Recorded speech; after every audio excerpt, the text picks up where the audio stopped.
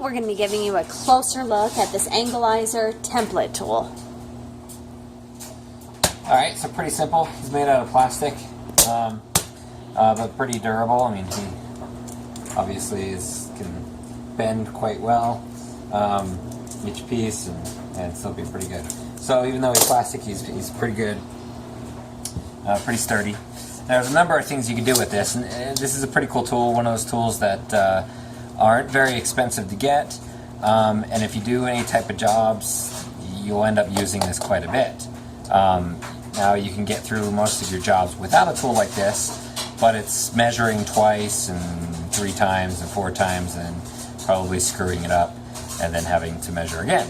But with this guy, it's pretty nice. Now, I'll show you a few things you can do to measure with this guy.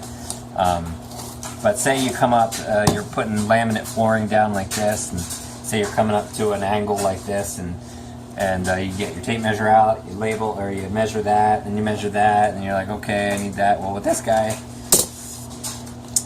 you would just do this. So say that's your end right there, that's how far you wanted to go. And then this guy moves over, you put him there, and then you tighten these guys once you have it. Tighten this, oops. Tighten these guys, and this is fast, obviously. I'd hold it down a little bit more if I wanted a better one, but once you tighten these guys up, you've got your angle right here, and you go back over to your laminate, you put that down on your laminate, and you trace there, and you've got your cut. Easy like that, right? A couple other things that you can do with this. I'll loosen these guys back up so we can move it around. Say you're putting in like wainscoting or something like that on your wall, and say you're going down the stairs, right? Well, obviously your wainscoting isn't going to be like a straight line, it's going to be an angle. Like, we'll use this as an angle, right? So you could take this guy, this is your straight up and down edge, right? Mm-hmm. And that is your angle right there. So you tighten that, and boom, you got your angle. So you put that up against the wood, your piece of wood that's going up from the bottom up to the top. You mark him right there, and you got your perfect angle. Okay, you'd obviously have to measure from there to there, but you've got your angle. Okay. So this would work, like I said, with laminate flooring, tile flooring, wood flooring, brick, stone, vinyl. Anytime you come up to an angle like this, or like this, or anything like that where you need to measure, you know, really quick where your angle is there, and your angle is there. Oh, that's right, I got that. And how far away you need to go all the way down to like there. And it's really simple, and you would just tighten these guys up, put it on what you're cutting, and you've got your spot where you need to cut, right? So what if you're outside doing brick or anything like that, and say you're on a brick wall, you're either building a brick wall and you started from both sides and you got into the middle, and now you have this square hole that's not the size of a brick. You know, you can measure it with the measuring tape and everything. This guy's really simple, right? You put them up against the wall, find your brick. So I'm just, you know, saying, I don't have obviously a brick, but say this is your hole right there. We'll pretend. And maybe it's even oddly shaped too, right? So say that's your hole in the wall with your brick, and it's oddly shaped as well. But there you go. You put your measures up like that. Tighten the 4 ends.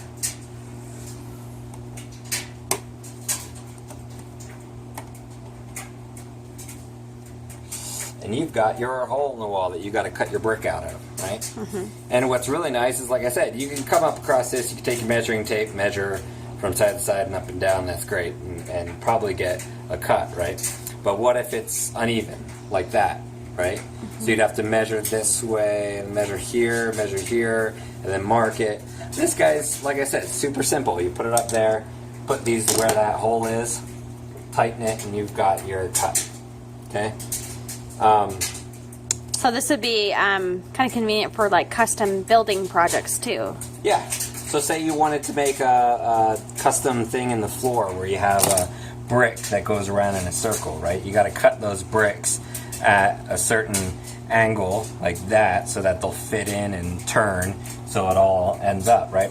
So you figure out your angle, and then that's the hardest part, right? And then the next hardest part is to make sure you cut every single brick at the same angle. Otherwise, it'll look weird or anything like that, right? So, say you figured out your angles. This is what you got to do for your brick. For every piece of brick, it's got to look just like that, so that when you lay one, you lay the next one, lay the next one, lay the next one, just like that, until you got your full circle, right? So, and that's really nice because you'll know once you tighten these up, you find your angles. Once you tighten this up, this is how you're going to mark every single brick every time, and then you cut that brick, and then you've got your perfect, right? Yeah, you could easily use this as a template for like arts and crafts projects as well, because it's a nice small tool. Yep. So there's many things you can do with this. Like I said, there's many things that you can do with this. Those were just a few examples of what you can use this for, but like I said, with a cheap tool like this, you can get pretty cheap, and it'll help you out in a lot of different ways. And like I said, yeah, you can get through most of your projects without this, but this will make it a lot easier. So well worth the buy. Like I said, it's not like you're going to the store and spending $200, $300 on something like this. A couple bucks and you've got a tool that you'll use quite a bit. And like I said, look it up, Angleizer. You'll find a whole bunch of different ways you can use this product.